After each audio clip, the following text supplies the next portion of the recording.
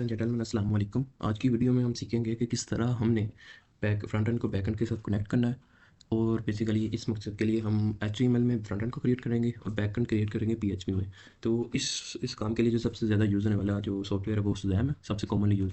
तो जैम को मैंने पहले ही अपने PC के अंदर इंस्टॉल कर लिया। अगर फिर भी आपको इंस्टॉलेशन के लिए कोई ट्यूटोरियल की ज़रूरत होगी तो मैं इस वीडियो के डिस्क्रिप्शन में उसका लिंक ऐड कर दूँगा। तो चलें सबसे पहले हम कोई IDE ओपन करते हैं। तो मैंने VS कोड को ओपन कर लिया और इसके अंदर क्या करना है कि सबसे पहले मैंने एक फ्रंट एंड के लिए एक फ़ाइल क्रिएट करनी है जो कि HTML क्रिएट करूँगा। तो मैं लिखूँगा HTML और इसके अंदर क्या करूँगा, वैल्यू एक फ्रंट एंड क्रिएट करने लगा, मैं लिखने लगा वैल्यू 1 और इनपुट करूँगा मैं यहाँ पे इनपुट टाइप क्या है, टेक्स्ट है बेसिकली। और इसका नेम है, इस इन टेक्स्ट का नेम मैं रख देता हूँ V1 और इसे मैं कर देता हूँ BR दे देता हूँ। इसी तरह मैं एक और वैल्यू क्रिएट करता हूँ, वैल्यू 2 लिखता हूँ और इनपुट करता हूँ। इनपुट टाइप बताता हूँ, टाइप क्या है, टेक्स्ट। नेम क्या है जी, V2 इसका, और इसे BR कर देता हूँ। और क्या करता हूँ, एक सबमिट का मैं बटन बनाता हूँ। इनपुट टाइप कहता हूँ, इनपुट टाइप क्या है, सबमिट, और क्लोज कर देता हूँ। और HTML के क्लोजिंग टैग भी ऐड कर देता हूँ। इसे मैं सेव करता हूँ। अब इसे मैंने सेव करना है सबसे पहले जिस ड्राइव में मैंने जैम को इंस्टॉल किया, तो जैम इंस्टॉल किया सी ड्राइव, मैंने सी ड्राइव में जाना है और यहाँ पे जैम का फोल्डर मुझे मिल जाएगा। मैंने जैम का फोल्डर में गया और इसके फोल्डर के अंदर एक फोल्डर होगा HTDocs के नाम से। उस फोल्डर के अंदर मैंने जाके इस फाइल को सेव करना है। ईजीनेस के लिए मैं क्या करता हूँ, इस फोल्डर की बजाय इस फोल्डर के अंदर एक और फोल्डर क्रिएट करता हूँ और उस फोल्डर का नाम रख देता हूँ डेमो। उस डेमो के फोल्डर के अंदर मैं इस फाइल को सेव करता हूँ। फाइल का नाम रख देता हूँ front.html और इसे मैंने कर दिया सेव। अब मैं इसे विजुअलाइज करने के लिए क्या करूँगा, सबसे पहले मैं जैम का कंट्रोल पैनल ओपन करूँगा। जैम के कंट्रोल पैनल को मैंने ओपन किया और यहाँ पे जो मॉड्यूल अपाचे शो हो रहा है इसे मैं क्या करूँगा, स्टार्ट। जैसे ही स्टार्ट करूँगा तो यहाँ पे ग्रीन लाइन आ जाएगी, तो अपाचे का मॉड्यूल इंस्टॉल हो चुका है। इसके बाद मैं क्या करूँगा कि मैं अपना वेब ब्राउज़र में जाऊँगा, तो यहाँ पे लोकल होस्ट // यहाँ पर डेमो फोल्डर का नेम और उसके बाद जो फाइल का नेम होगा front.html, इसे सर्च करूँगा। जैसे ही सर्च करूँगा तो मुझे ये पेज विजुअलाइज हो जाएगा, जिसके अंदर एक वैल्यू 1 के आगे टेक्स्ट बॉक्स क्रिएट हो चुका है, वैल्यू 2 के आगे क्रिएट हो, जिसमें मैं वैल्यू को इंटर कर सकता हूँ। और क्या है कि मैं कोई वैल्यू इंसर्ट भी कर सकता हूँ, उसे सबमिट भी कर सकता हूँ। लेकिन ये तो हो गया, मैंने फ्रंट एंड क्रिएट कर लिया। अब इसके बाद क्या जाना, मैंने अगेन अपने VS कोड को ओपन करना है और यहाँ पे एक और फाइल क्रिएट करनी है। फाइल में अब मैंने बैकएंड क्रिएट करना है, तो बैकएंड के लिए मैंने PHP की लैंग्वेज यूज़ करनी है। तो उसके लिए सबसे पहले मैं PHP का टैग यूज़ किया और इसे कर दिया क्लोज ऐसे करते हैं सिंपली। अब इसके अंदर मैंने क्या करना है कि एक डॉलर साइन, किसी भी वेरिएबल को डिक्लेयर करने के लिए PHP के अंदर डॉलर साइन का यूज़ किया जाता है। तो मैं एक वेरिएबल डिक्लेयर करूँगा, उससे पहले डॉलर साइन लगाऊंगा और लिखूँगा $x=10। इसी तरह मैं क्या करूँगा, एक और डॉलर वेरिएबल लूँगा, उसे लिखूँगा $y=20। और मैं इसे प्रिंट करवाना चाहता हूँ, दोनों के एडिशन को, दोनों के सम को प्रिंट करवाना चाह रहा हूँ। तो इसके लिए मैं लिखूँगा इको। सिमिलरली सी आउट में, जिस तरह सी लैंग्वेज में हम C++ में हम प्रिंट करने के लिए कोई वैल्यू को डिस्प्ले करने के लिए सी आउट का फंक्शन यूज़ करते हैं, पाइथन में प्रिंट का फंक्शन यूज़ करते हैं, तो PHP के अंदर किसी भी वैल्यू को डिस्प्ले या प्रिंट करने के लिए जो फंक्शन यूज़ होता है इसका नाम है इको। तो मैं लिखूँगा echo the sum of x and y। y है जो the sum of x and y है, वो है द सम ऑफ y है। उसके पहले मैं डॉट लिखूँगा, डॉट के बाद डॉलर साइन और x लिखूँगा, प्लस करूँगा डॉलर साइन और y। तो सिंपली ये मैंने कर दिया और उसके बाद क्लोज कर दिया। तो ये सिंपली मैंने क्या क्रिएट कर दिया, मैंने एक फंक्शन बनाया जिसमें मैं दो वेरिएबल्स को बैकएंड पे ऐड कर रहा हूँ। तो मैं इसे सेव करूँगा। अगेन मैंने उसी फोल्डर के अंदर HTDocs में जो डेमो का फोल्डर बनाया होगा उसके अंदर इसको भी सेव कर देना। तो मैंने इसका नाम रख दिया back.php।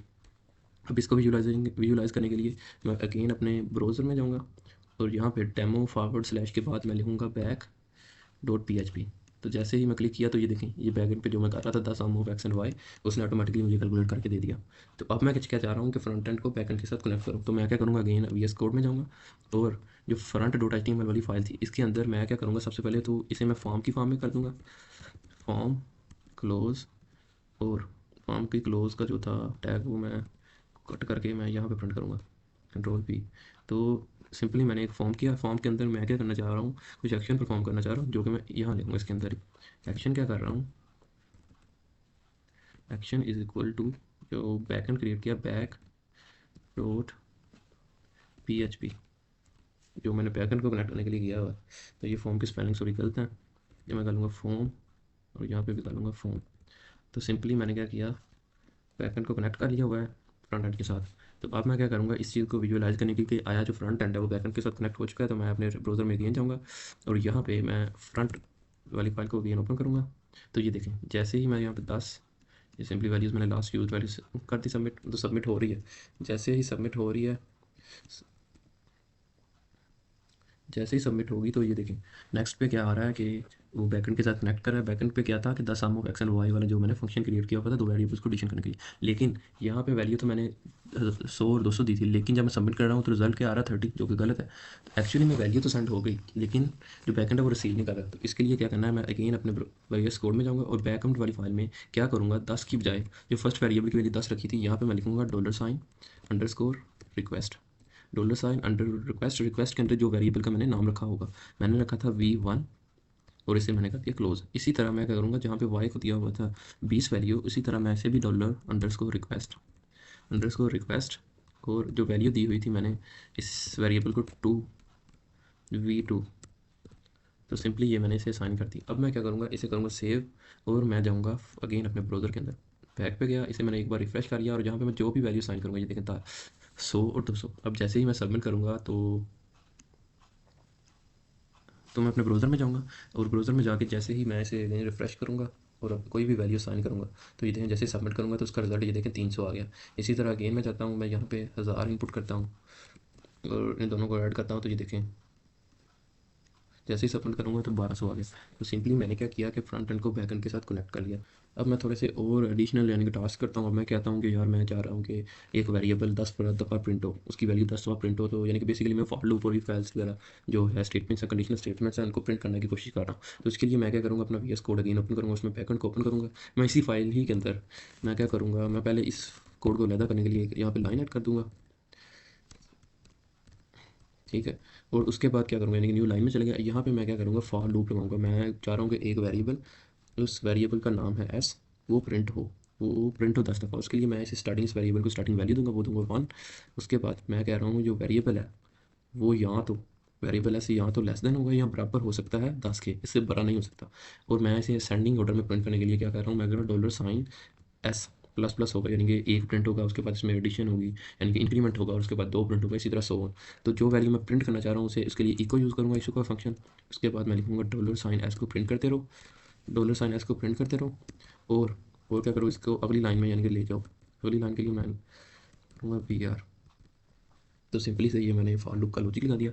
अब मैं इसे करता हूँ सेव और अपने ब्राउज़र में जाता हूँ। तो सिंपली मैं जैसे ही इसे रिफ़्रेश करूँगा तो ये कोई एरर आ रहा है, यानी कि कोई ना कोई हमने एक्सपेक्टेड कोई एरर किया है लाइन 8 पे।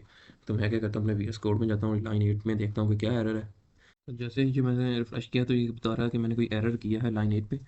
तो इससे पहले यानी एक्सपेक्टेड टोकन है, तो मैं करता हूँ अगेन अपने जाता हूँ सोर्स कोड में, और एक्चुअली मैं यहाँ पे मैंने क्लोजिंग रिमार्क्स नहीं दिए थे, तो मैंने इसे अगेन सेव किया। अब मैं जाता हूँ अगेन और मैं रिफ़्रेश करता हूँ, तो ये देखें सिंपली उसने जो फ्रंट एंड में मैंने वैल्यूज़ दी हुई थी 100 और 1000 और 200 उसको ऐड कर दिया, और उसने 1 से लेकर 9 तक प्रिंट भी कर दिया। तो ये सिंपली से मैंने एक लॉजिक भी लगा दिया फॉर लूप के लिए, जिसमें मैं एक वेरिएबल को 1 से लेकर 10 तक असेंडिंग ऑर्डर में प्रिंट कर रहा हूँ। अब मैं क्या कह रहा हूँ कि असेंडिंग ऑर्डर में सिर्फ वही वैल्यूज़ प्रिंट हों जो 5 से बड़ी हों। मैंने एक वेरिएबल लिया जो जिसमें लूप है वो 10 बार तो चले, लेकिन जो वैल्यूज़ हैं वो सिर्फ 5 से जो बड़े हैं वही प्रिंट हों। तो मैं क्या करूँगा, मैं अगेन जाता हूँ अपने सोर्स कोड के अंदर, और यहाँ पे मैंने जो वैल्यू जहाँ पे प्रिंट करा रहा हूँ मैं लिखना इफ़